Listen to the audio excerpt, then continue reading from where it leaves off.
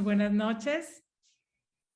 Agradecemos su presencia y damos comienzo a nuestra conferencia. En nombre de Educando en Red, les damos la más cordial bienvenida a la videoconferencia Bullying o Conflicto, Competencias Ciudadanas para la Prevención. Agradecemos a José Fernando Mejía por acompañarnos desde Colombia. Para el mejor aprovechamiento de la conferencia, sugerimos poner el formato de hablante en el presentador. De ser posible, agradecemos mantener prendida su cámara y los micrófonos permanecerán silenciados. Al final de la conferencia tendremos unos minutos de preguntas y respuestas. Ustedes podrán utilizar el chat para hacer sus preguntas mientras se está exponiendo la conferencia. Educando en Red tiene como misión el mejorar las capacidades formativas de los adultos para generar entornos favorables para el sano crecimiento y desarrollo integral de la niñez y de la juventud en México. Actualmente se conforman por más de 80 instituciones educativas desde preescolar a media superior.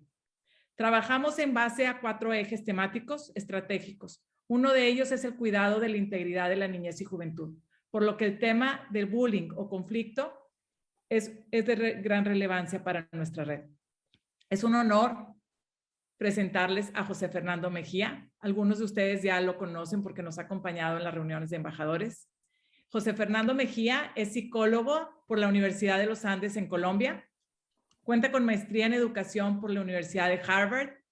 Ha sido consultor internacional en temas de educación para ciudadanía mundial y aprendizaje socioemocional para entidades como el Banco Mundial, el Banco Internacional de Desarrollo, la OEA, UNESCO y Ministerios de Educación. Actualmente dirige Aulas en Paz y es presidente del comité directivo de Educapaz. Demos la más cordial bienvenida a José Fernando Mejía. Hola, buenas tardes a todos y a todas. Muchas gracias a Educando en Red por esta invitación. Ya me siento parte de la casa, entonces me siento ya como en confianza con todas las personas que nos acompañan. Muchas gracias por destinar este tiempo para estar acá con nosotros. Sabemos que tenemos muchas más pues, ocupaciones, no solamente laborales, sino con la familia. Entonces, de verdad, muchas gracias por acompañarnos acá.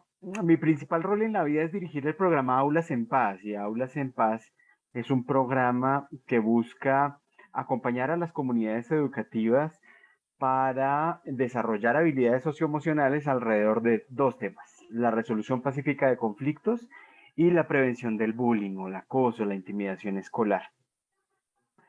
Ya me imagino que están viendo mi pantalla, por favor, confírmenme. Gracias. Lo que hemos hecho en Aulas en Paz desde hace ya más de 15 años es sobre todo desarrollar herramientas prácticas para trabajar estos temas en escuela y familia.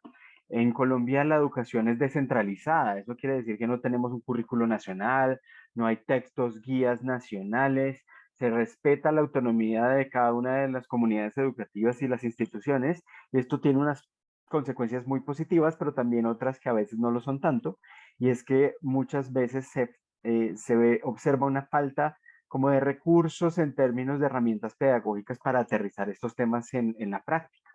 Y eso es lo que hemos hecho nosotros. Voy a compartir con ustedes esta noche algunas de los aprendizajes que hemos tenido alrededor del bullying. Una cosa importante es que cuando nosotros comenzamos a trabajar en esto, es decir, hace 17 años exactamente, nadie hablaba de bullying. Nosotros tuvimos que comenzar a hablar de un tema que en realidad nadie nombraba.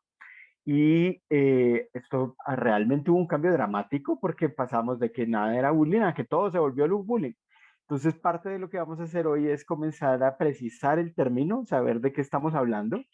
Les voy a contar algunos mitos que hay sobre el tema, creencias que todos tenemos y que parecen ciertas, pero que no lo son.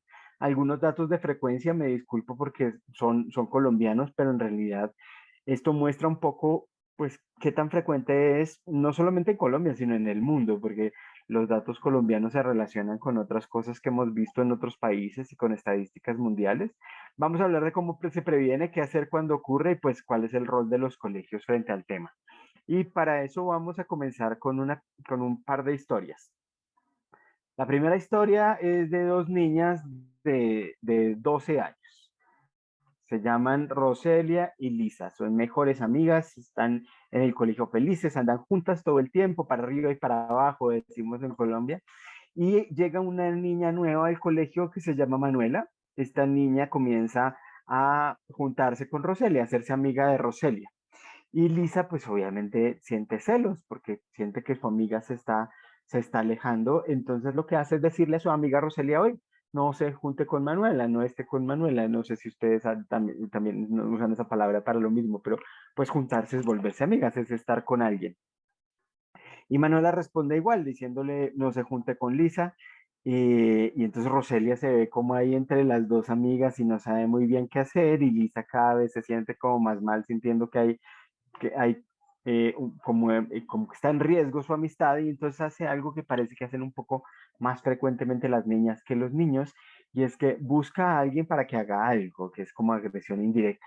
Entonces va y busca a Rodrigo y le dice, venga Rodrigo, hágame un favor, vaya, dígale a Roselia que es una estúpida por meterse con Manuela. Y Rodrigo, pues los hombres somos muy obedientes, entonces él va y le dice, le mandaron a decir que es una estúpida por meterse con Manuela. Roselia siente rabia y va y confronta a Lisa y le dice, si usted tiene algo que decirme, dígamelo en la cara.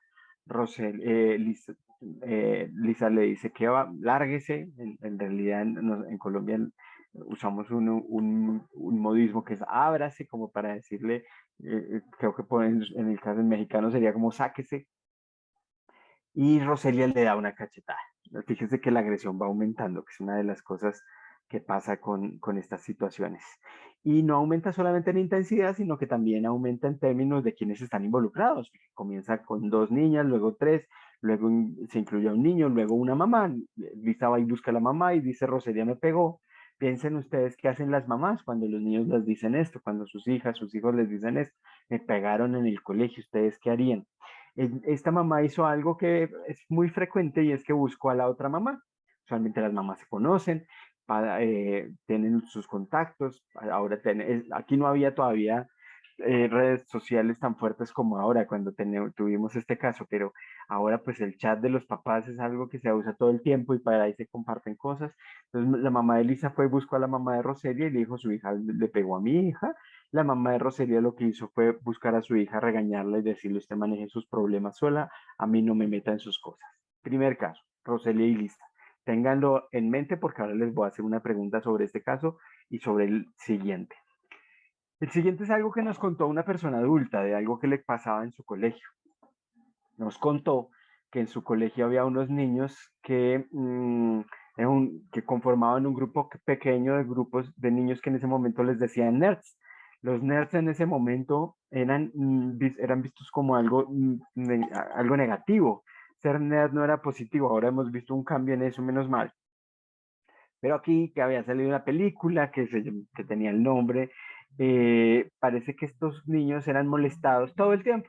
Entonces esta mujer nos dice que molestaban, que ella y sus amigos molestaban a estos niños todo el tiempo, pero que entre esos niños había uno que llamaba especialmente su atención. En sus palabras no podía decir qué era, pero que le parecía lento, indefenso, como sin aliento, sin ganas de defenderse, y que se pasó todo un año llamándolo Gafufo, Dientón y una cantidad de sobrenombres que ni siquiera se acordaba.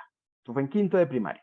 Luego en sexto, ella estaba con sus mejores amigas y se les ocurrió una idea fantástica, que era llamarlo y decirle que ella quería ser su novia. Y efectivamente lo hicieron, lo llamaron, le dijeron que querían ser novios y él la sorprendió mucho que él aceptó y dijo que sí, que él también quería ser novio de ella. Y estuvieron un tiempo allí jugando a ser novios, chocolates, noticas, cositas, hasta que llega el momento en que esta persona adulta nos dice que la recuerda con mayor dolor porque, ay, perdón, porque me faltó el desenlace, pero se los cuento. Lo que pasó es que ella, frente a todo el grupo, le dijo a este muchacho, vamos a decir que se llama Camilo, le dijo, Camilo, ¿usted qué creyó? Que yo iba a ser novia suya y se burló delante de todo, de él, delante de todo el mundo. Del niño que era parte del grupo de los nerds, el que es más diferente, como sin alientos de defenderse, que no tenía amigos. La niña le dijo, ¿usted qué creyó? Que yo quería ser su novia. Estas dos historias quisiera que ustedes, por favor, escribieran en el chat cuál es un caso de bullying. Pongan uno si creen que es solo la uno. pongan 2 si creen que es solo la 2, o pongan una A o escriban ambos si creen que los dos casos son casos de bullying. Voy a dar un momento, voy a revisar el chat aquí. Vayan poniendo 1, 2, ambos. Ya van saliendo, veo ambos, veo muchos doses. 2, 2, 2, ambos, ambos. Por ahora no he visto ningún 1. Ok, los 2, 2, 2, ambos. Muy bien, gracias. Ambos, 2, ambos. Un 1 por ahí perdido. Ambos, ambos, 2. Ok, gracias. Ajá, ambos, ambos, ambos, muchos ambos. Digamos que así a ojo, hay como muchas personas del grupo creen que son ambos, muchas personas del grupo creen que son 2 y muchas personas creen que es el 1. Fíjense que esto, yo llevo dando esta conferencia mucho tiempo, claro, le hemos hecho algunos ajustes, pero en todo este tiempo que le hemos hecho, más de 10 años, lo que hemos visto en realidad es un cambio en la manera como las personas creemos que es bullying y que no. Aquí, por ejemplo, de una vez les digo, la situación que es bullying es la segunda, no la primera. Y acabó un gran porcentaje de personas que puso 2. Antes no pasaba eso. La mayoría de las veces ponían ambos o ponían uno. Aquí vemos que comenzamos a generar conciencia de efectivamente que es bullying, ¿no? Pero todavía falta trabajar porque, como les decía, ahora todo parece que se volvió bullying y el bullying es un fenómeno muy específico que hay que abordar con herramientas muy concretas. Eh, Tenemos un problema y es que no hay una palabra en español realmente para esto. En nuestro país, a mí personalmente no me gusta mucho usar términos en inglés, pero con el bullying específicamente como que no hay una palabra que resuma exactamente qué es esto. Hablamos de intimidación y de acoso escolar. Nuestra ley que se llama ley de convivencia escolar, a veces llamada ley anti-bullying, habla de acoso escolar. Hablamos de matoneo, no nos gusta esa palabra porque remite a una concepción donde hay un matón y en realidad el bullying se aleja de esto. Sabemos que en Costa Rica y en parte de Centroamérica hablan de matonismo, no sé en México si tienen una palabra parecida a esta, a matoneo o a matonismo. Hablamos de hostigamiento, pero pues todos estos términos se dirigen al mismo concepto que es bullying. El bullying queremos distinguirlo de otros tipos de agresión, porque lo que pasa es que cuando uno está en un colegio, o cuando los niños me cuentan algo, cuando mis hijos me cuentan algo, usualmente me cuentan que hay agresión, que pasó algo, que excluyeron a alguien, que le pegaron a alguien, que dijeron algo, que postearon algo, que pusieron una cosa agresiva. Pero detrás de esto puede haber distintas naturalezas. Entonces, por un lado están algunas cosas que responden a conflictos, otras que responden a bullying, otras que son agresiones. ¿Cuál es el problema? Que en realidad pueden parecer lo mismo, porque a uno le llega, a veces cuando le llega una queja o le llega una denuncia o le informan que está pasando algo.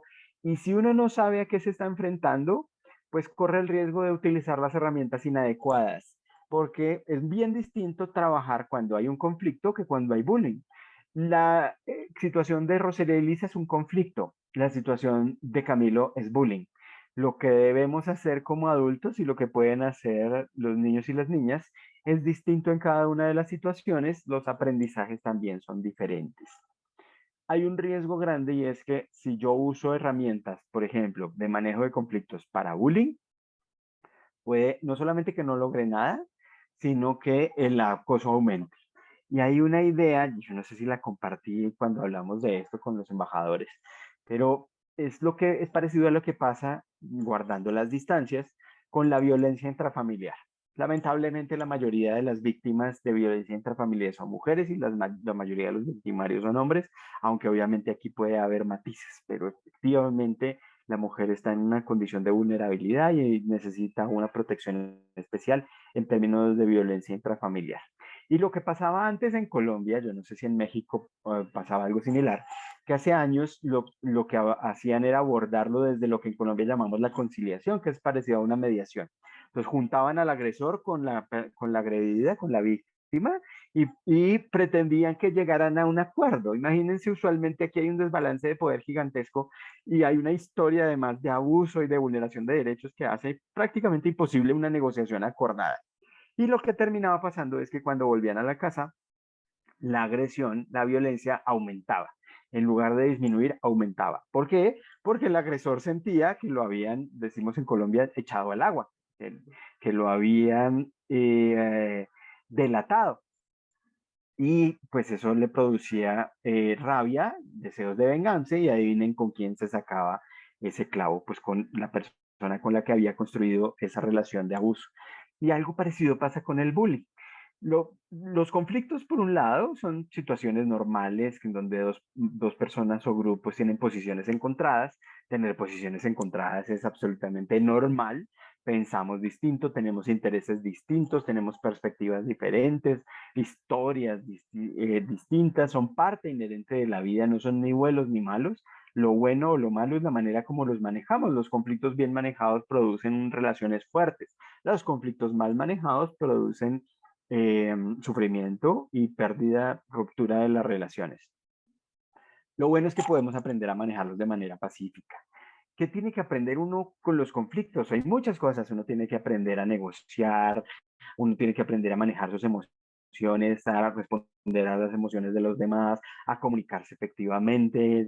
Eso pasa por escuchar al otro, por ser asertivo y lograr ser escuchado, por ser creativo y creativa o creativas y lograr soluciones de beneficio mutuo, diferenciar intereses de posiciones. Hay muchas cosas, hay posgrados en resolución de conflictos. Entonces, como adultos podemos acompañar eso con nuestros hijos o con nuestros estudiantes para que efectivamente desarrollen las habilidades que necesitan para manejar los conflictos, que además son básicas para la vida. Si algo le sirve a uno en la vida, es aprender a manejar los conflictos. No solamente nos sirve con nuestros compañeros de colegio, sino después en el trabajo, nos sirve en la familia, nos va a servir mucho.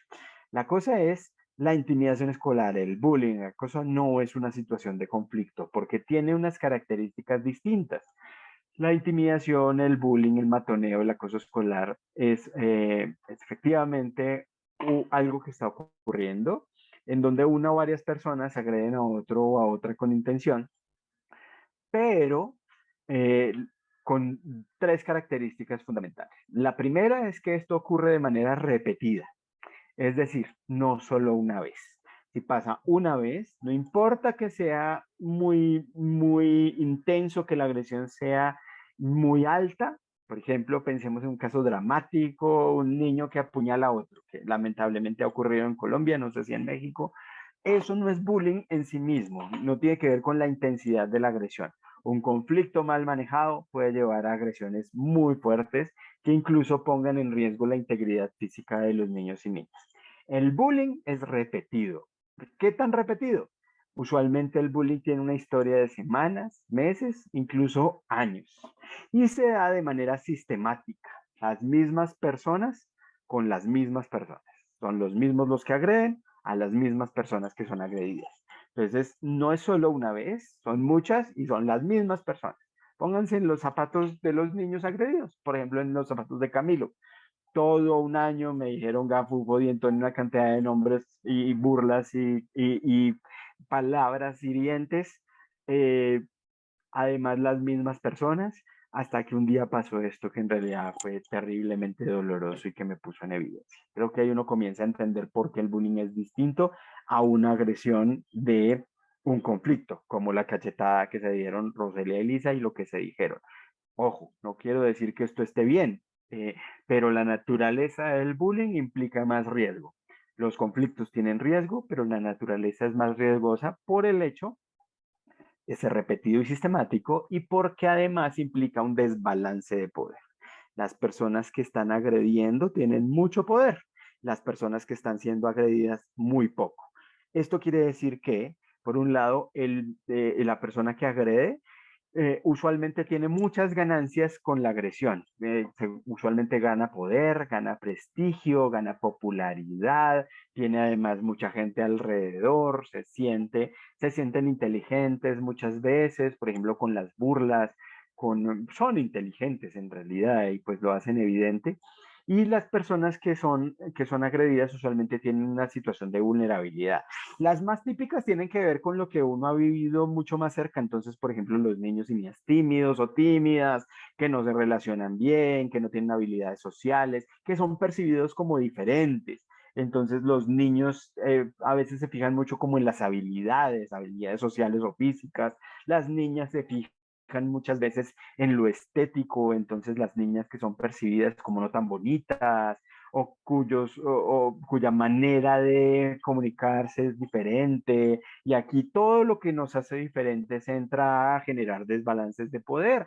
Temas como nuestras sociedades y su clasismo, el racismo, la homofobia, el relacionamiento con grupos diferentes, por ejemplo, con personas de la comunidad afro, personas de la comunidad LGBTI más, personas de regiones distintas. Ahora, por ejemplo, en Colombia estamos con este drama de la situación en Venezuela que ha hecho que muchos hermanos venezolanos tengan que salir de su país y nos estamos reconociendo como un país homofóbico. Se están comenzando a construir unas creencias sobre las personas que vienen de fuera que son muy problemáticas y claramente aquí puede haber algo relacionado con bullying. Entonces, ¿qué tenemos? Que en la escuela, entre los niños y niñas pasan muchas cosas que tienen que ver con la agresión, pero algunas de ellas son conflictos mal manejados, otras ni siquiera son conflictos, situaciones en donde simplemente por la situación yo termino diciendo cosas o haciendo cosas que agreden a otro, pero que ni siquiera son conflictos, sino pueden ser situaciones donde las emociones están muy calientes o simplemente pasa algo en donde nos vemos involucrados en una situación. Las situaciones de acoso escolar, de bullying, son repetidas, sistemáticas, tienen un desbalance de poder, por lo tanto, no todo es bullying. Necesitamos afinar el ojo para ver cuándo estamos tratando un caso real de acoso escolar. El acoso puede incluir agresión física, golpes, patadas, empujones, pellizcos, verbal, apodos, insultos, groserías, todas las palabras que pretendan hacer daño.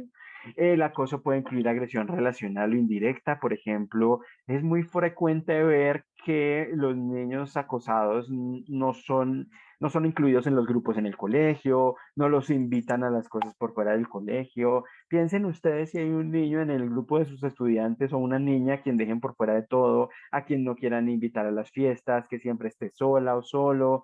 Esa es agresión relacional o indirecta. Los chismes también son agresión relacional o indirecta, los rumores, el dañar la relación y no a la persona directamente. También, obviamente, el uso de medios digitales con esto de la pandemia y el confinamiento, una disparada dramática de cyberbullying. Y pues obviamente hay principios específicos muy relacionados con el bullying presencial, pero también algunas diferencias. Y como esto tiene una historia casi siempre larga, cuando nos damos cuenta de que existe, lo que uno observa es que hay una combinación de muchas formas de agresión. No es acoso escolar un conflicto entre iguales, no es acoso escolar un problema de los niños con sus amigos para tomar una decisión, no es el problema por las primeras relaciones amorosas que comienzan a construirse y muchas veces están acompañadas de conflictos porque les gustan las mismas personas o porque se ven cosas, los chismes, los problemas de los chiquitos con los juguetes. No, eso no es acoso escolar, sino tiene las tres características de las que hablamos. No es acoso escolar una pelea o una agresión esporádica, porque si pasa una vez, no es acoso escolar. Aquí, ojo, porque nosotros usualmente nos damos cuenta de algo que pasa y tendemos a pensar que solo ha pasado una vez, entonces hay que preguntar si hay una historia, si esto ya había pasado, cómo es la cosa para saber si efectivamente puede o no ser bullying. Y no es el trato entre amigos que ambas partes reconocen como amigable. Acá, por ejemplo, en Colombia tenemos una forma de relacionarnos entre los niños y los jóvenes en donde a veces nos hablamos con groserías. Pues yo ya no soy joven, me hablaba con groserías cuando estaba en el colegio. Y esto a veces para los adultos era muy difícil de entender y pensaban que era un trato agresivo. Y no, en realidad no había agresión allí. Entonces hay que ver si es agresión y a qué corresponde, porque es la naturaleza la que es distinta. Mitos y creencias comunes. Por favor, piensen aquí, ¿qué tanto ustedes creen que esto es cierto? Porque todos en algún momento de la vida hemos pensado que la cosa es así y esto es muy problemático porque remite a unas maneras de manejar el tema que no son las mejores. Primer mito es, esto es inofensivo, no hace daño, esto es la gente que dice, ve, a mí me pasó y soy normal, doy charlas sobre esto, o uno tiene historias, ¿no? Entonces uno dice, no, pues a Gutiérrez todo el tiempo lo agredíamos, en Colombia decimos se la montábamos, a ustedes les debe sonar medio grosero, eso acá no es como burlarse de alguien todo el tiempo, es burlarse de alguien, es todo el tiempo estar allí como diciéndole cosas agresivas. Eh, y uno dice, vea, todo el tiempo le hacíamos eso y ahora es presidente de la multinacional, gana más que cualquiera de nosotros. Todo eso es cierto porque somos máquinas resilientes y efectivamente la gran mayoría de los niños sale adelante, no todos, pero lo cierto es que existen consecuencias graves. Las consecuencias no necesariamente puede que lo marquen a uno para la vida. En realidad, sí hay unas marcas. Por ejemplo, nosotros que hablamos a veces con adultos de esto, si ustedes recuerdan incluso sus historias personales, cuando uno habla de las situaciones de bullying, tanto los que agredían o los que eran agredidos, hay mucho dolor, inclusive 20, 30 años después. Y eso ya muestra que hay una marca, que hay algo que quedó. Y pues no tengo que decir que el bullying es una de las primeras causas asociadas con el suicidio infantil y juvenil. Entonces, esto puede llegar realmente a consecuencias muy, muy graves. Pero pensemos en el caso de Camilo, un niño que no se relaciona bien con su grupo, que es excluido todo el tiempo y que humillan frente a su grupo en un momento en donde tener relaciones con los demás es quizás lo más importante de la vida. Solamente eso, solamente el sufrimiento de un niño que es excluido debería ser lo suficientemente grave como para que uno como que cuestione críticamente este mito y diga, no, no, no, en realidad sí hace daño, no es inofensivo y hay que hacer cosas. El segundo mito es buenísimo porque parece lógico, como fíjense, piensen en algo, en alguien que les dice, no, pero ¿cómo así? Yo a mi hijo sí necesito que se vuelva fuerte, que desarrolle las habilidades que necesita para la vida y que tenga un carácter fortalecido. Por lo tanto, es importante que enfrente estas situaciones y se fortalezca para la vida que es dura. Lo van a agredir todo el tiempo. Entonces necesita tener herramientas para defenderse de la gente que va a agredirlo y que va a aprovechar de su poder y que va a vulnerar sus derechos. Eso es cierto. Los niños necesitan, todos necesitamos fortalecer el carácter. El problema es que el carácter no se fortalece con el bullying, se debilita. Piensen en Camilo nuevamente. Camilo, el niño que humillan frente a su curso, que está sintiéndose terriblemente mal, que no quiere volver al colegio seguramente, que se siente triste, desolado, acabado. Ahí el carácter de Camilo no está fortalecido. Cuando a mí me pegan todos los días, después de que me pegan, yo no digo, uy, qué bien, porque ahora estoy fuerte, ahora sí puedo enfrentarme a la vida gracias a estos golpes que me van a ayudar a ser más fuerte. Claro que no pasa eso, pasa lo contrario. Pasa que en las situaciones de bullying, después de que me agreden, lo que siento es ansiedad, mi autoestima está por el piso, siento inseguridad. Entonces, ojo, porque aunque acá hay algo importante y es que efectivamente sí debemos prepararnos para la vida, no es sufriendo, no es con el bullying, es de golpe con cómo lo manejamos y efectivamente cómo hacemos para frenarlo, no para justificarlo. El otro mito es la gente que dice, no, pues es que ahora yo no sé qué pasa con estos niños que no aguantan nada. En mis tiempos pasaba también eso y lo que uno hacía es que iba y se iba detrás del colegio, al patio, al rincón oscuro, debajo del árbol donde no nos veían y ahí nos agarrábamos, nos pegábamos, nos dábamos duro y arreglábamos la situación. Esto es bien problemático en nuestros países porque lamentablemente tenemos problemas similares.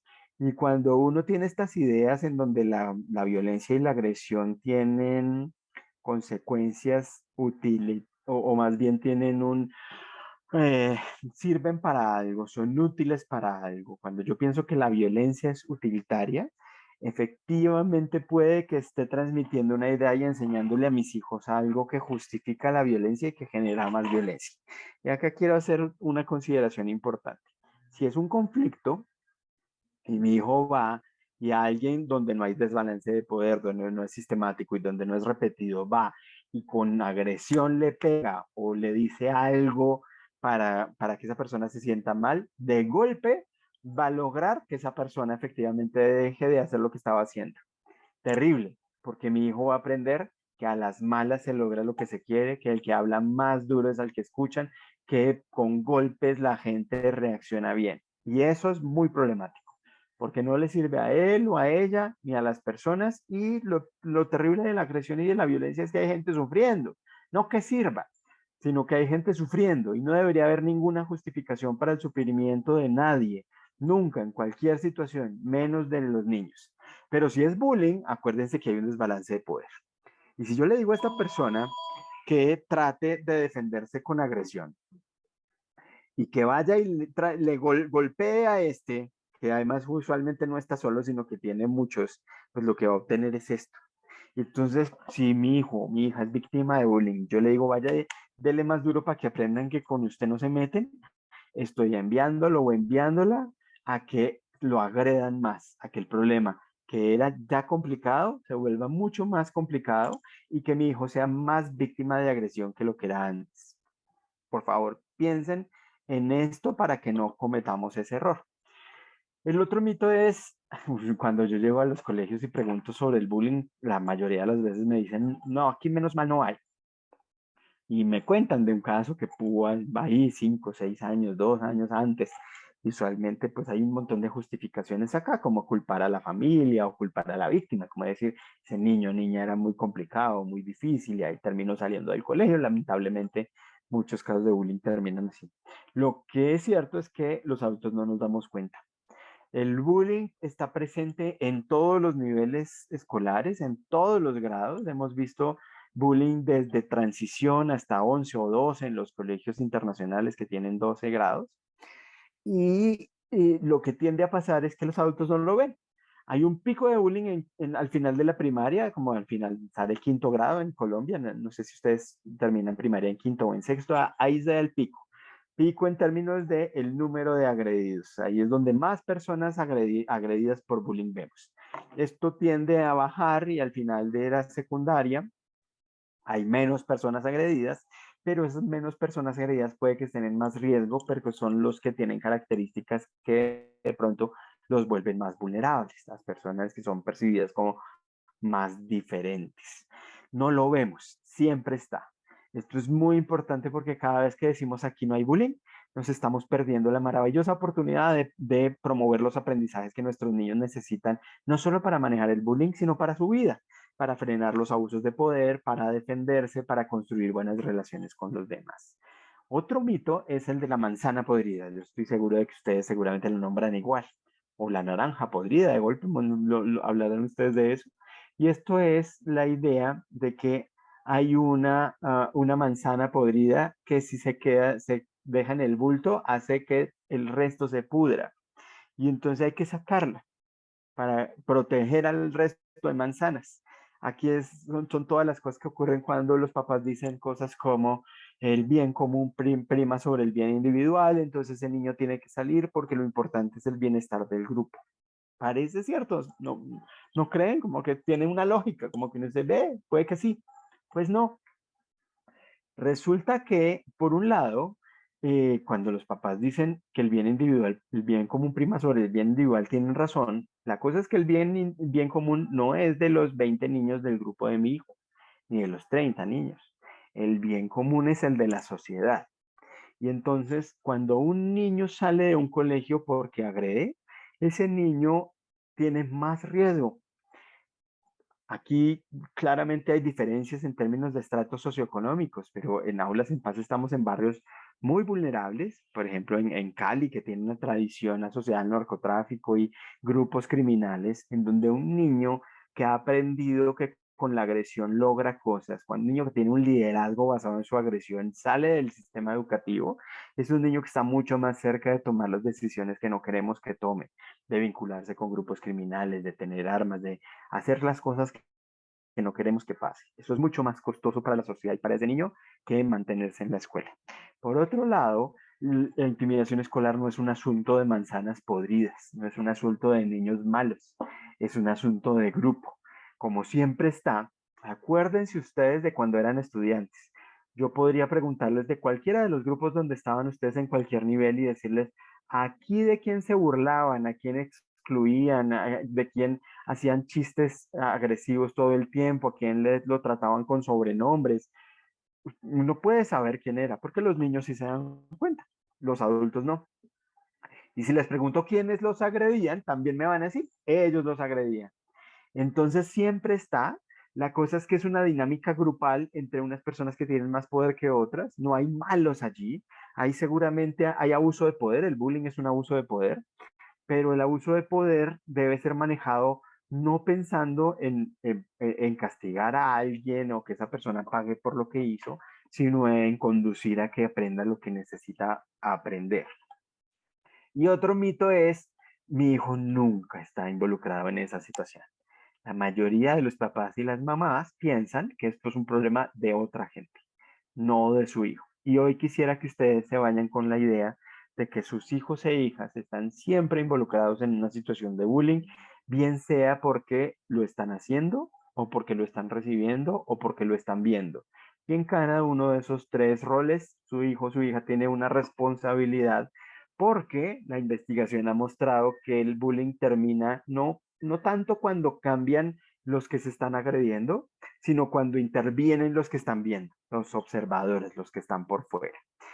Es muy frecuente, tenemos datos nacionales y en quinto de primaria, en todos los colegios del país, en la última medición que se hizo ya hace rato, en el 2016, 37% de los niños dijeron haber sido víctimas, 22 haber intimidado y 53 observado.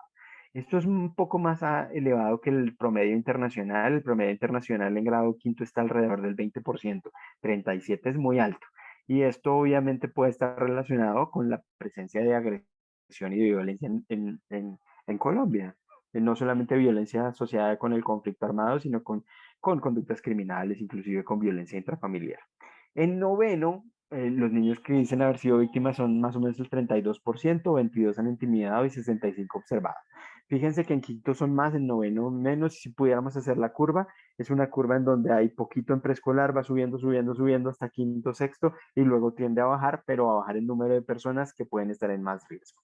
Este es el triángulo del bullying. Hay unas personas que intimidan, que son los bullies, que están agrediendo, otras personas que no nos gusta ya llamarlo, que son las víctimas. De hecho, no sé por qué no lo cambié acá. Porque uno no es víctima, uno puede estar siendo víctima. No es algo que esté en mí, sino que es algo temporal. Y hay unos que están observando. En términos de prevención y manejo, hay dos habilidades fundamentales que queremos desarrollar en las personas para parar el bullying, para frenarlo, para prevenirlo y para tratar de que haya mucho menos. La primera es la empatía. La empatía es esta habilidad de conectarme emocionalmente con el otro, de sentir algo con el otro, de que si alguien está sufriendo, yo me sienta mal. Es lo que la empatía es lo que nos lleva a ayudar, la empatía es lo que nos lleva a consolar, a incluir, a desembarrarla, a solucionar nuestros errores, a reparar, a buscar formas de efectivamente restaurar lo que he dañado. La mayoría de los intimidadores, prácticamente todos, tienen una empatía o baja o mecanismos para neutralizarla. Por lo tanto, necesitamos desarrollar empatía en la gente que está haciendo intimidación. Pero fíjense que por definición el intimidador, la intimidadora, como le falta empatía, ese camino es más retador, más difícil. Los que sí tienen empatía son los que están observando. Entonces hay que promover empatía en todos, pero sobre todo en los que están observando y en los intimidadores, para que los observadores puedan hacer algo para defender a las personas que están siendo víctimas. Y ahí viene la segunda habilidad, que es la asertividad. Hay muchas otras, identificación de emociones, cuestionamiento crítico de creencias, manejo de emociones, pero la empatía y la asertividad son las dos básicas, los pilares centrales. Si yo desarrollo empatía y desarrollo asertividad, sobre todo en los observadores, que son el eje de trabajo en la intervención que ha mostrado que es más efectivo, voy a lograr que el bullying termine o cese en la gran mayoría de los casos. La asertividad es la habilidad que yo tengo para defender mis derechos y los de los demás, de manera que no sea agresiva, sino firme. Si a mí me agreden, por ejemplo, yo puedo escaparme, huir, evadir, puedo reaccionar agresivamente o puedo hacer algo para defenderme con palabras o haciendo cosas que me ayuden.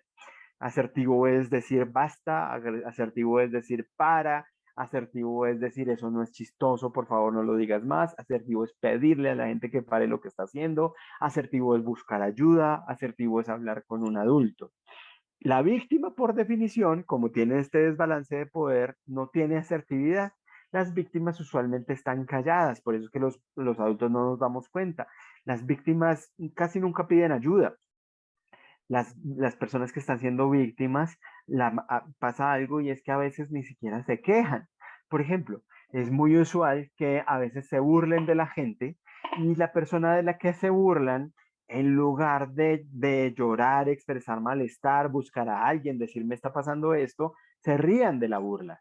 ¿Por qué? Porque los que se están burlando de mí son las personas con las que yo más me quisiera relacionar porque son las personas poderosas. Entonces, cuando yo me río de la burla que me están haciendo, es un intento un poco, pues obviamente no tiene lo que quiere, es un poco torpe, de tratar de vincularme con esas personas que yo admiro y de ser parte de ellos, así sea que se estén burlando de mí. A uno le parece absurdo, pero tiene todo el sentido. Las personas no hacemos cosas sin sentido. Entonces, ¿quiénes también tienen la asertividad que le falta a la víctima? Los observadores. Los observadores son los que pueden conectarse y defender. Por eso es importante centrarse no solamente en quienes se están agrediendo, sino en los que están viendo, sobre todo en las niñas. Ahí hay una posibilidad en las niñas porque son empáticas por naturaleza, son un poco más empáticas que los niños hombres y tienden a tener como una predisposición a ayudar a los demás, que está mucho más cercana a lo que uno quiere lograr.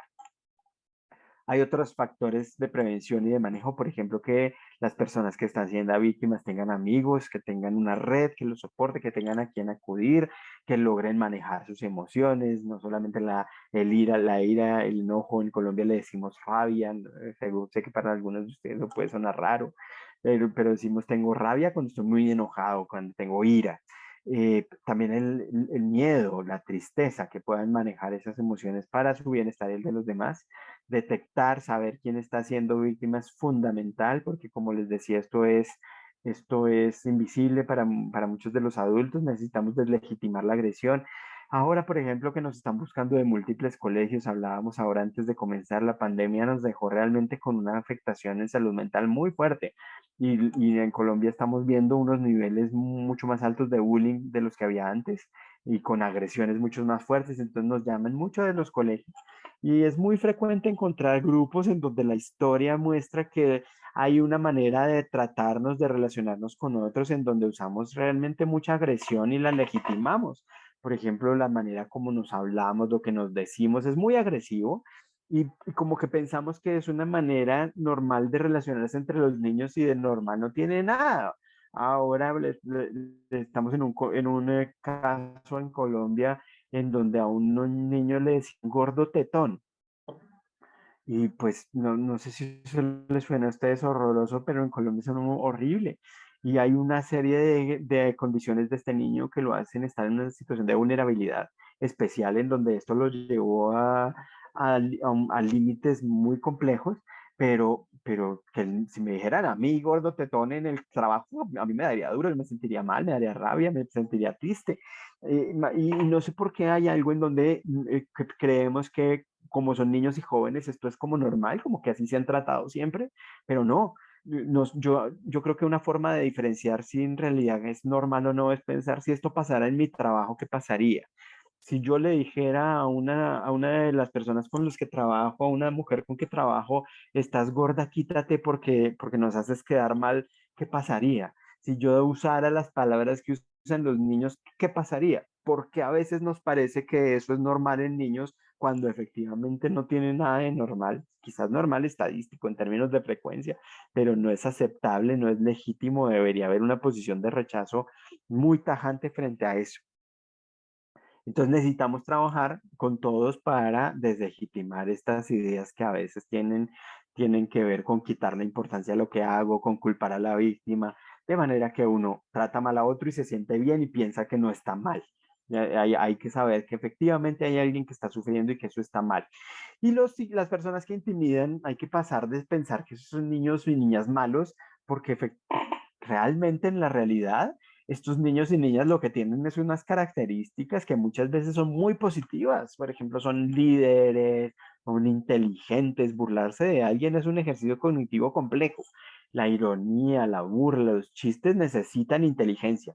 Claro, eso no los justifica, ojo, no es justificarlo y decir cómo es de inteligente a mi niño que los demás se aguanten. No, es decir, mi niño es muy inteligente, pero estaba cometiendo un error, está abusando de su poder, necesito conducirlo o reorientar ese poder que tiene para su beneficio y el de los demás.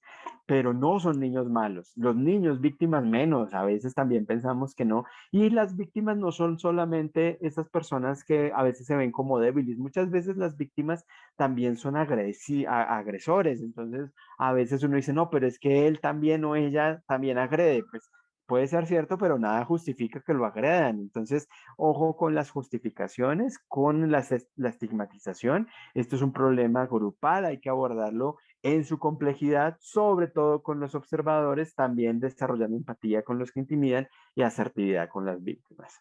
Necesitamos como padres, primero, estar atentos para saber que existe, no justificar e incitar a la agresión, saber que sus hijos siempre están involucrados, bien sea porque están agrediendo, están siendo agredidos o están observando, y saber que en las tres situaciones usted puede hacer cosas. ¿Qué cosas?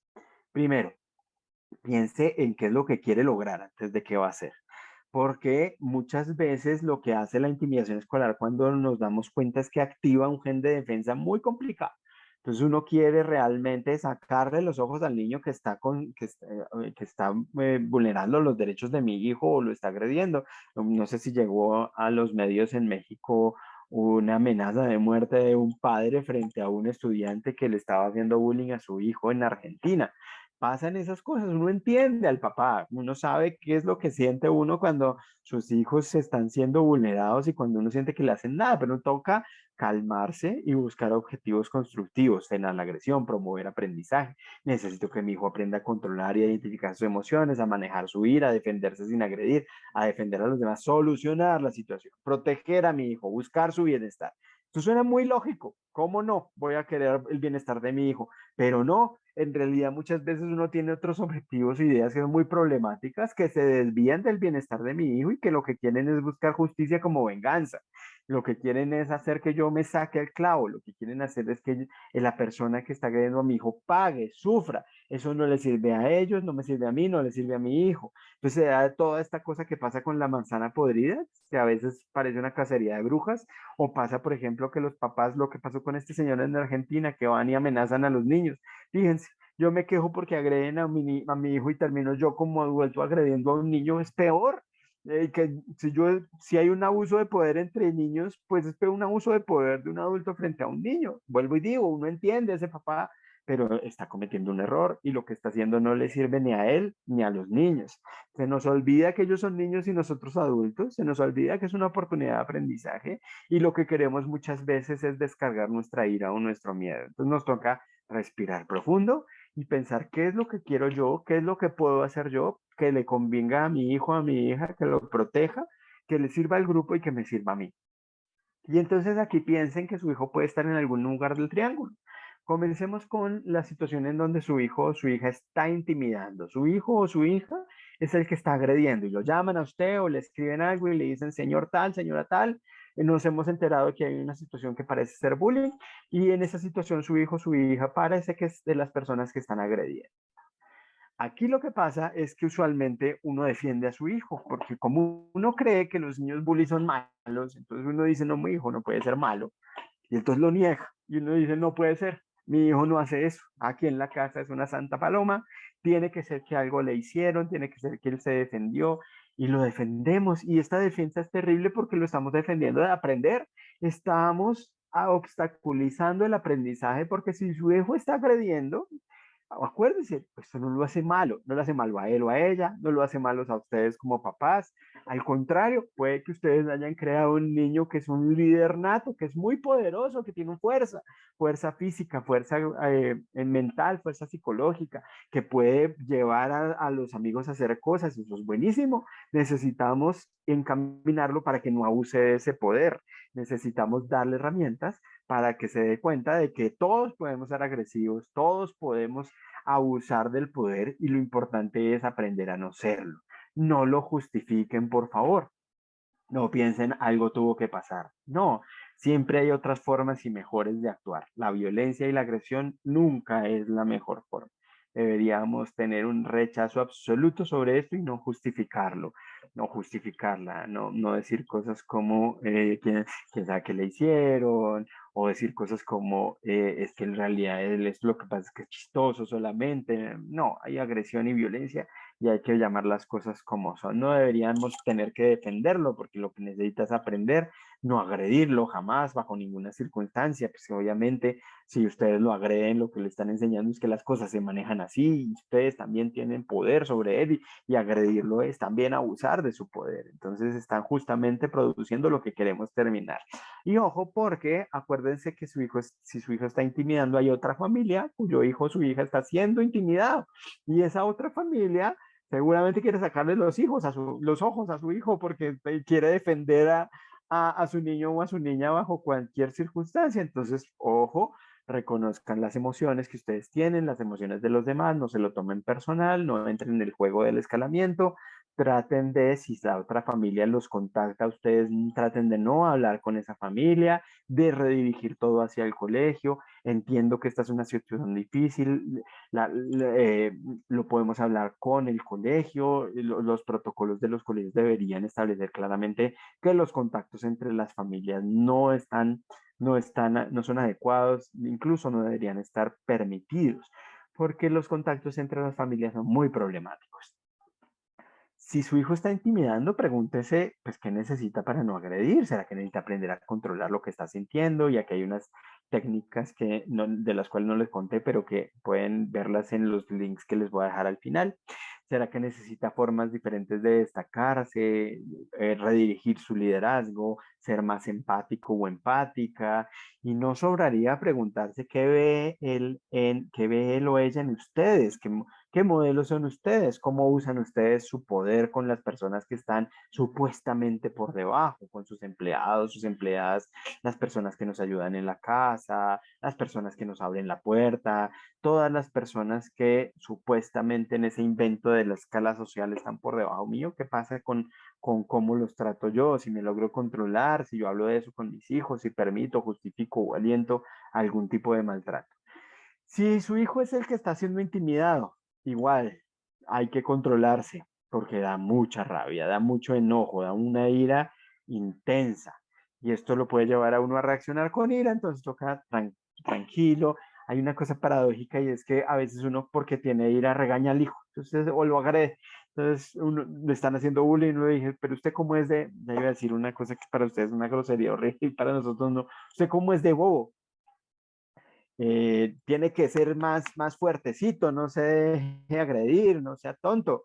Y lo regaña. Imagínese el niño que lo que necesita es contención, apoyo, y uno como papá lo regaña. ¿Por qué lo regaña uno? Pues porque uno se está sintiendo mal y no sabe muy bien cómo manejar la cosa, no sabe muy bien cómo manejar sus emociones ni la situación. Pero regañarlo no es lo mejor, agredirlo tampoco. Si ustedes creen que tienen que hacerlo, respiren profundo, aléjense y piensen qué otra cosa pueden hacer. No promuevan agresión, acuérdense del mito de darle más duro no sirve para nada, lo van o la van a mandar a que los agredan más, no se vuelvan parte del problema. Acuérdense del señor argentino que fue a amenazar de muerte al niño que estaba haciéndole bullying a su hijo. No creen o escalen el conflicto contactando a la otra familia. Yo sé que a ustedes les parece que las otras familias están cerca, son sus amigos, sus amigas, pero el problema es que acá hay muchas emociones. Entonces uno habla con la otra familia pensando que lo puede arreglar y no es cierto. Las emociones se interponen porque cuando hay emociones es más difícil manejar las cosas. Por ejemplo, pasa algo interesante y es que los profesores usualmente son muy pacientes con sus estudiantes, pero con sus hijos no tanto, porque hay emociones mucho más intensas. Lo mismo pasa en las familias. Cuando hay cosas donde sus hijos están involucrados, las emociones se meten y es muy difícil no sacarlas y tener realmente una aproximación racional. Y entonces termina un conflicto entre las familias. Lo que era un conflicto entre niños o un bullying entre niños termina en un conflicto entre familias. Y los conflictos entre familias son mucho más difíciles de manejar porque cualquier cosa que le hacen a mi hijo, yo lo voy a recordar hasta la muerte. Por ejemplo, los conflictos entre los niños muchas veces pasan de un día para otro. No el bullying, los conflictos. Entonces mi hijo se pelea con su mejor amigo y al otro día es como si nada hubiera pasado.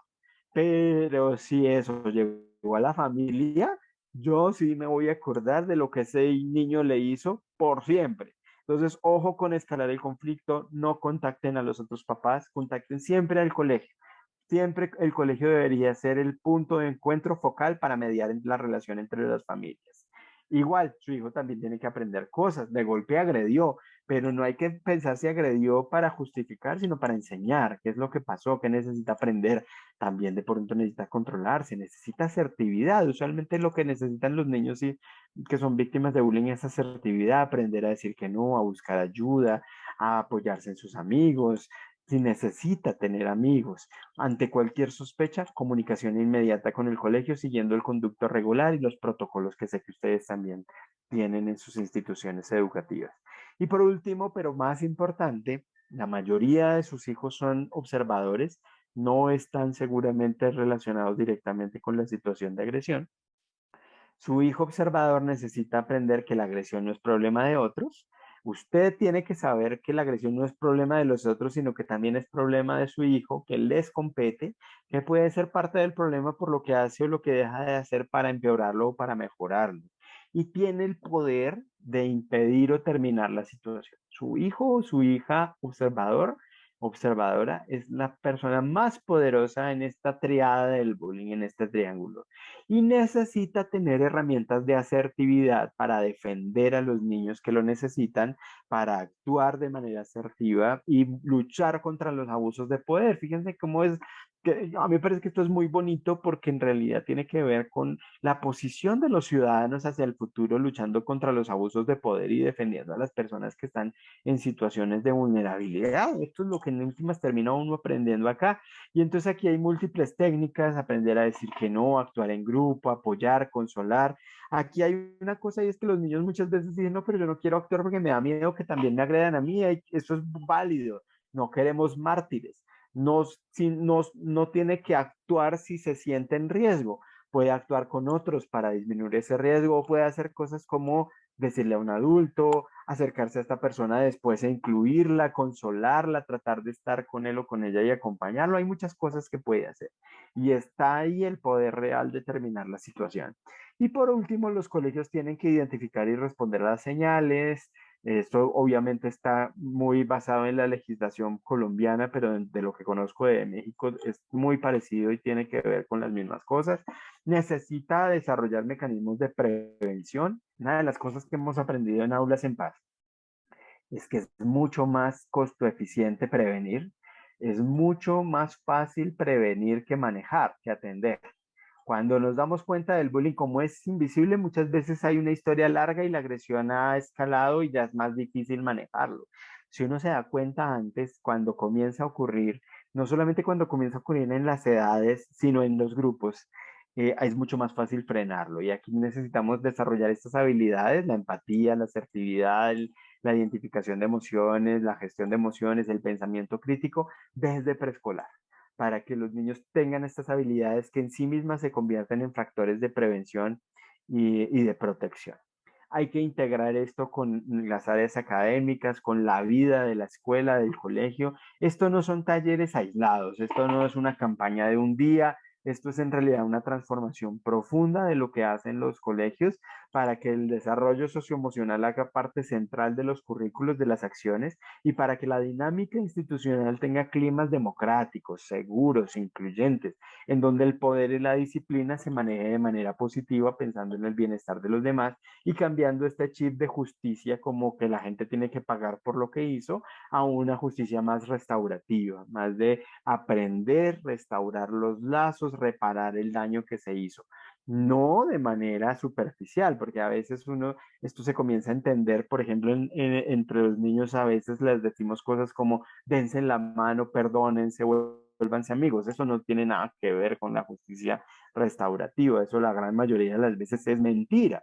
Es algo que los niños hacen para que los adultos quedemos tranquilos y después salen y se agreden, se pegan, como en realidad nada se ha solucionado el problema. Entonces hay que ir profundo. Esto implica cambios institucionales y cambios en la manera como nosotros manejamos la disciplina y nuestro poder con los niños y niñas desde la casa y desde el colegio.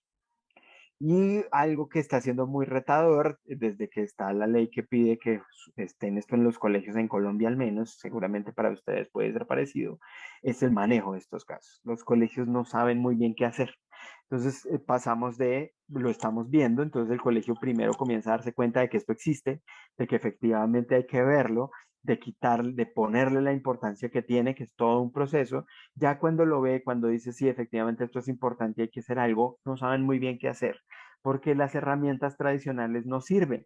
En los colegios usualmente se echa mano del castigo, de la amenaza o de la reflexión, que en realidad parece como un sermón, decirle a los niños qué es lo que tienen que pensar.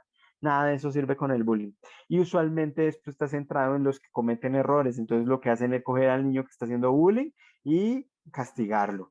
O darle una charla para que entienda. O suspenderlo. O amenazarlo. O firmar un compromiso. O llenar una cartica. Nada de eso en realidad es efectivo porque acuérdense, lo más eficiente es trabajar con los observadores. Con los que están haciendo bullying pueden hacerse cosas obviamente para desarrollar empatía, para buscar reparación, con las víctimas, asertividad, defensa, soporte. Pero lo más importante, lo que en realidad termina esto, es trabajar con los observadores.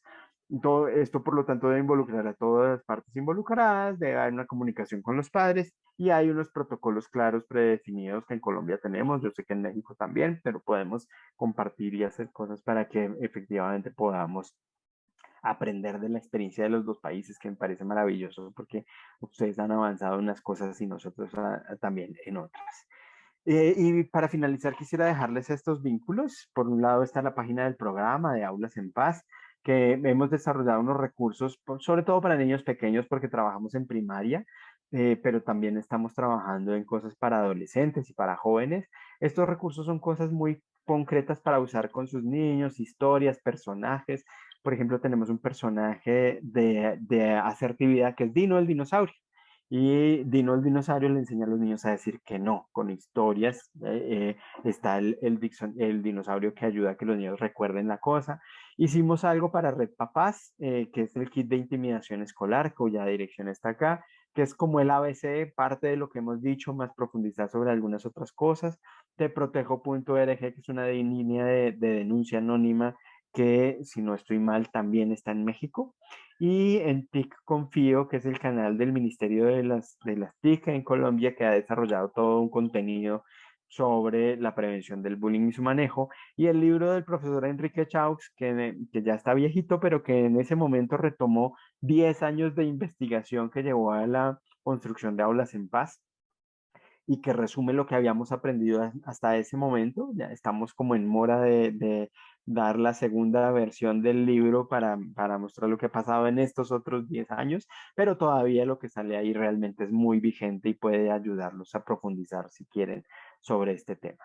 Muchas gracias. Esto era lo que quería compartir con ustedes hoy. Ahora estoy abierto a las preguntas que creo van a compartir conmigo nuestras colegas organizadoras. Muchísimas gracias, José Fernando. Así es, Elisa vamos a tener unos minutos para contestar algunas de las preguntas que se hicieron a través del chat. Adelante, Elisa. Sí, aquí nos preguntan que qué sucede si la opción 1 se repite constantemente. La opción 1 es decir, el conflicto entre iguales y viven peleados mis hijos con sus amigos. Hay que ver, porque claramente hay situaciones donde se vuelve un poco difuso. Si hay repetición, puede que sea un conflicto que simplemente no se ha manejado y que se vuelva algo que simplemente llega y se repite, y eso hace que seguramente sea problemático, pero que no lo hace bullying en sí mismo si no tenemos el desbalance de poder. Y ese desbalance de poder a veces es sutil. Por ejemplo, estos días tuve un caso de bullying cercano en donde la víctima parecía una persona con poder, un líder, incluso podía verse como el bully muchas veces. Pero cuando uno hilaba más fino y entendía bien qué había detrás de esto, en realidad había una profunda vulnerabilidad en este chico que hizo que la situación fuera difícil. Entonces, para que sea bullying, tienen que estar las tres cosas. Si solamente hay repetición, no es bullying, tiene que ser un desbalance de poder. Porque ustedes habrán visto que a veces hay situaciones, hay relaciones de amistad que son muy conflictivas. Y eso no lo hace bullying, tiene que haber un abuso de poder. El bullying es un abuso de poder. Gracias. La segunda pregunta es, ¿cómo han realizado las mediciones en Colombia para asegurar que se trata de acoso y no de agresiones o conflictos? Muy importante esa pregunta. Por ejemplo, hace unos años se divulgaron unas estadísticas de UNICEF en donde se decía el 60% de los niños en Latinoamérica ha sufrido bullying porque justamente se medía mal. Estaban midiendo agresión, no bullying. En Colombia hemos desarrollado algunas medidas, creo que además están disponibles en la página del ICFES, que es nuestro instituto de medición. Busquen por las pruebas saber de competencias ciudadanas y esas medidas presentan una historia. Si no estoy mal, decimos que algo le pasa a un niño que se llama Marcos. Entonces decimos, a Marcos le pasa esto, que le pasa todo el tiempo, no quiere ir a la escuela, no sabe cómo defenderse, más o menos. Y después le preguntamos a los niños, ¿a ti te ha pasado algo parecido a lo que le pasa a Marcos? Es decir, que tienes esto, esto y esto y esto, has visto eso o has hecho eso, y ahí tiene uno siempre, las mediciones tienen limitaciones, no son perfectas, pero ahí se asegura uno de que los niños estén pensando en lo que uno quiere que piensen y que efectivamente den cuenta de bullying y no de agresiones en general. Ok, también nos preguntan que si dentro del bullying se presentan también agresiones sexuales. Sí, efectivamente, como hay una historia, una repetición y un uso de poder, se presentan agresiones sexuales. Eso hace que tengan un manejo diferente, porque las agresiones sexuales ya implican una vulneración de derechos en donde usualmente necesitamos involucrar otras entidades, otros estamentos y tener todo un proceso de restablecimiento de derechos que, aunque acompañe lo que tradicionalmente se hace con el bullying, necesitamos hacer algo distinto. Ok, otra pregunta dice, ¿la disciplina y el respeto a las normas aportan al manejo del bullying? Claro que sí. Por ejemplo, cuando hay una disciplina punitiva en donde los adultos lo que hacen efectivamente es castigar y hay figuras incluso autoritarias, eso promueve el bullying. Hay más bullying en esos entornos, porque es en sí mismo un abuso de poder. Entonces, fíjense que el autoritarismo es abusar de mi poder y por lo tanto eso es lo que los estudiantes aprenden. Entonces, es toda una dinámica que se construye desde los adultos. Por otro lado, cuando hay un manejo positivo de la disciplina, cuando la autoridad no está solamente en el adulto, sino en el grupo, cuando se piensa en las consecuencias, sino en el sufrimiento, en la restauración, ahí el bullying disminuye, porque la dinámica relacional cambia y los aprendizajes que se promueven en cada uno de esos ambientes también cambia. Y el manejo del bullying necesita esta transición. El bullying no reacciona bien a entornos punitivos. Casi siempre aumenta, empeora la situación. Por eso es tan difícil manejarlo, porque el paso de la justicia punitiva a la restaurativa es muy complejo. Todos tenemos un chip adentro en donde queremos venganza y creemos que la venganza y la justicia son lo mismo. Y no. Ok. Nos preguntan también cuál es el papel de los docentes desde el ejercicio de su práctica de enseñanza. Los docentes necesitan verlo y así como los papás necesitamos afinar los ojos y generar mecanismos de informe. Porque fíjense que los docentes muchas veces lo que ven es nada. Uno ve un grupito riéndose por acá, otro grupito acá, nadie me está pidiendo ayuda, no hay un niño llorando, no hay alguien que esté evidentemente sufriendo. Entonces también no podemos culpar a los docentes de no verlo porque es difícil. Pero sí necesitamos mejorar los mecanismos para que nos cuenten o para nosotros mismos hablar. Fíjense que si uno se acerca a los niños y niñas líderes, los que uno sabe que le van a contar, pues ya puede comenzar a ver qué es lo que está pasando. Entonces ahí hay una responsabilidad, darse cuenta. La otra responsabilidad es promover los aprendizajes socioemocionales. Los profesores están allí para promover aprendizajes, no solamente académicos, sino aprendizajes para la vida. Dentro de esos, los aprendizajes socioemocionales. Entonces, si bien en los casos de bullying, cuando el profesor los detecta, necesita promover aprendizajes, además de eso puede incluso frenar la agresión. Cuando el bullying está comenzando con que un profesor diga, oye, eso no está bien, por favor no lo hagas más, hay una persona que la está pasando mal con eso que dijiste, ahí solamente eso muchas veces termina algunas situaciones de bullying.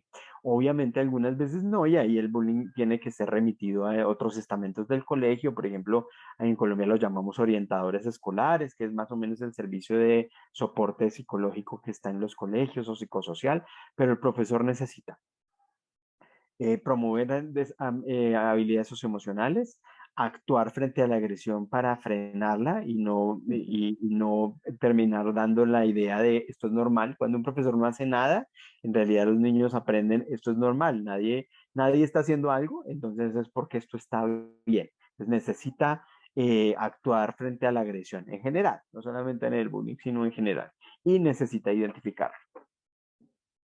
Ok. Si podrías mencionar algunos indicadores para identificar situaciones de peligro o de riesgo para la víctima o bien para el intimidador. Sí, entonces, por ejemplo, si su hijo puede ser víctima, usualmente estos niños no tienen amigos, están solos, no tienen habilidades sociales, son los niños que, como les decía, dejan por fuera, si a su hijo lo dejan por fuera y no lo invitan a nada, ahí hay un signo de alerta. Su hijo también puede que no quiera ir al colegio y aquí pues obviamente los niños muchas veces no quieren ir al colegio, pero estos no quieren ir al colegio con angustia, con ansiedad, son niños que fingen estar enfermos, que buscan en internet cómo, por ejemplo, elevar la temperatura del cuerpo para que tener fiebre y no ir al colegio. Los que ustedes ven, déjense guiar también por su instinto, por lo que ustedes sienten. Uno sabe cuando a veces está pasando algo malo con el niño o la niña. Cuando, por ejemplo, llega con sus cosas mal destrozadas, rotas, cuando ustedes tienen que comprarle cosas que pierde todo el tiempo, que de pronto se las están quitando, cuando les pide dinero y ustedes no saben para qué, cuando pide que les den comida extra porque de pronto se la están quitando, cuando cambia eh, la forma en que come, o comienza a comer mucho más como con ansiedad, o no come nada, o está dormido todo el tiempo cuando antes estaba despierto, o al contrario, no está durmiendo y tiene insomnio, todo lo que haga que cambie, cuando usted lo ven irritable como sin razón, todos estos cambios hay que ponerles mucho cuidado. Ninguno de ellos por sí mismo nos dice que le están haciendo bullying, pero hay que comenzar a ver estos signos de alarma como oportunidades para indagar más. Y aquí creo que si uno va a pecar por algo, hay que pecar por exceso. Si uno va a cometer un error, mejor cometer un error pensando que estaba pasando algo y de pronto descubrir que no. Pero si yo no le doy importancia a alguno de estos síntomas, de golpe después me doy cuenta que efectivamente sí pasaba algo que no me di cuenta. Y con los que están intimidando, esos son niños, como les decía, pueden ser muy inteligentes, pueden ser niños burlones, pueden ser niños que abusan de su poder, que maltratan a otros sin darse cuenta a veces, otras veces dándose cuenta y no haciendo nada. Por ejemplo, hay un signo que es muy a veces preocupante, como que maltraten animales, como que los niños que maltratan a los animales, maltrato fuerte, por ejemplo, quemar un animal, acercar un cerillo, un fósforo, no sé cómo le dicen ustedes, y quemar parte del pelo de un animal o maltratarlos y parecer disfrutar el maltrato a los animales es un signo de alarma, como para ponerle cuidado y ver que algo esté pasando. Ok, aquí viene también un par, sí, voy a leer aquí un par de preguntas. Dice, ¿qué consecuencias graves ha observado en los intimidadores? Si prevalece una pedagogía de la virilidad que promueve la indiferencia hacia el dolor. Si el observador es el que está fuera del conflicto, solamente para confirmar, o cualquiera que sea testigo del conflicto. Voy a comenzar por esa. El Ujú. observador no necesariamente está fuera de la situación. A veces los observadores refuerzan. Hay diferentes tipos de observador. Están los observadores que refuerzan la cosa, que se vuelven más cómplices, que le hacen eco a las burlas, por ejemplo, que terminan también burlándose. Están otros que no son tan cómplices, pero que refuerzan la cosa, los que se ríen, por ejemplo, de las burlas. Hay otros que no hacen nada y que simplemente se desentienden. Y hay otras sobre todo que ayudan. Esos son los prosociales, los proactivos, que son los más chéveres. Claro que existe una cultura virilidad, dijeron, esa fue la palabra. Sí. Ujú. Sí, esto se relaciona muchas veces con nuestras culturas machistas, en donde muchas veces hay una confrontación entre los hombres muy territorial a veces, en donde tiende a haber abusos de poder. Lo interesante es que frente al bullying de hombres, la intervención de las niñas es súper efectiva. Los niños son muy, muy susceptibles a la opinión de las niñas. Al revés, no. Cuando las niñas se agreden, los niños en realidad no pueden hacer mucho, son otras niñas las que pueden hacer cosas. Y la primera, no me acuerdo, ¿cuál era la primera pregunta que habías leído? Algunas consecuencias que ha observado en los Ah, sí. intimidadores. Ujú. Claro, los intimidadores tienden a justificar eso, a ser personas que sienten que la agresión es útil, que efectivamente así logran las cosas. Y entonces se pueden volver personas que maltratan a los demás. Y esto no solo es problemático para los otros que son maltratados, sino para ellos mismos y no se dan mucha cuenta. Entonces terminan siendo, por ejemplo, los jefes maltratadores y a veces las relaciones no funcionan tan bien allí. Cuando se pasan a otros contextos, eso que en el colegio les daba popularidad, en otros contextos de golpe se las quita cuando ya están en la universidad o en el trabajo, porque tendemos a cambiar y ya la gente no valora eso tanto. Y obviamente están más cerca de, como les decía, de tomar decisiones que no son las mejores y de hacer todo aquello que está relacionado con la justificación de la violencia y la agresión.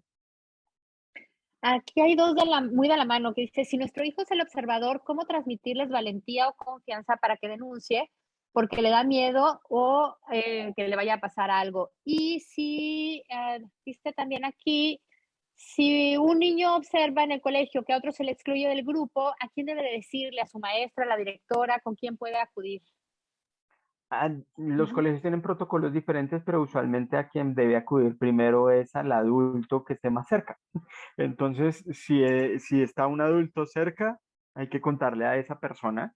Y en términos del conducto regular, usualmente es la profesora directora de grupo, la llamamos en Colombia, no sé allá como un responsable de curso. A esa es a la persona a la que deberían acudir primero.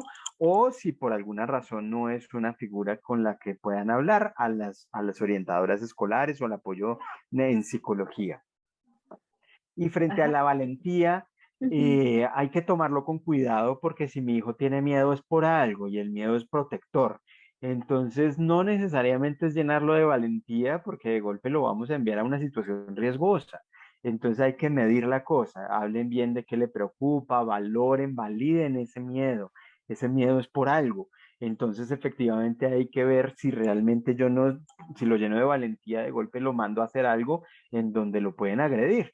Entonces hay que protegerlo, no para que no haga nada, sino para que haga algo que lo ponga en menos riesgo. Por ejemplo, la acción grupal, no que actúe él solo, sino que hable con sus amigos y comiencen a pensar entre todos qué hacen juntos. O que le cuente a un adulto, porque usualmente esto, como les decía, no lo conocen los adultos, o que en lugar de intervenir en ese momento, intervenga después, bien sea con el que agredió tratando de generar alguna reflexión como, oye, yo creo que ella se sintió mal por lo que le dijiste, para no ponerse en riesgo allí, o acercarse a la persona que está siendo agredida e incluirla y decir, oye, ven, puedes estar con nosotros, y acogerlo o acogerla. Hay muchas cosas que se pueden hacer, pero ojo con el miedo que siente su hijo porque hay que manejarlo no solamente con una valentía para sobreponerse, sino con una cosa que mida realmente el riesgo.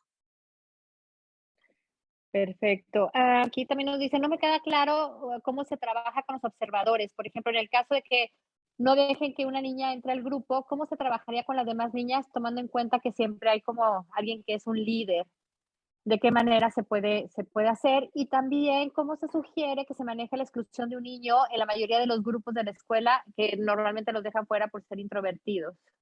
Claro, lo primero es no justificarlo. Fíjate que muchas veces los hijos mismos nos dicen, pero papá, mamá, es que ese niño es así, asá, y entonces yo no quiero que venga a mi fiesta o yo no quiero estar con él.